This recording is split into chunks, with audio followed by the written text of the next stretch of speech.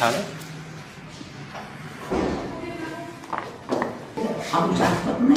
لسه في وجع؟ ما نرفع الزوار ما نرفع الزوار؟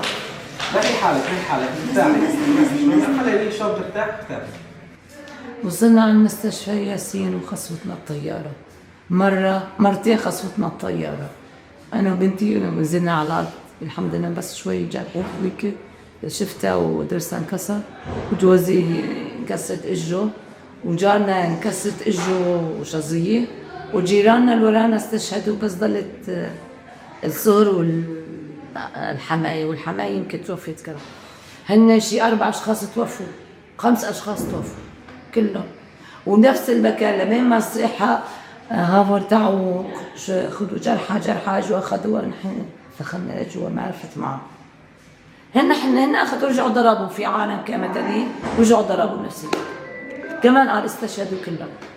ما خلوا شيء مع المستشفى، كله مدنيين، ما خلوا شيء، قطعوا الكهرباء، قطعوا المي، قطعوا الغاز، قطعوا كل شيء في الدنيا، كل شيء في الدنيا قطعوا، وخزت طائرات وسيارات ودبابات، كل شيء سووا، كل شيء سووا فينا المستشفى. كتير راحوا ضحايا ضمن المشفى؟ كثير راحوا ضحايا حوالين هذا وبالشوارع، ما عدا عفش المنازل والسرقة. عملوا سرقة كثير بأشرفية وشكل تصير عم بقولوا العالم من الشوارع ميتين. الأطفال النسوان كان في بالمشفى؟ في طفلة رضيعة والدة جديد خلقان جديد، ضلت نهارين عطوا، بعدين جابوا لها برونيا، في عالم معهم حطوا لنا شوية حليب شي للهتيتة الطفل تيبيز امبارح.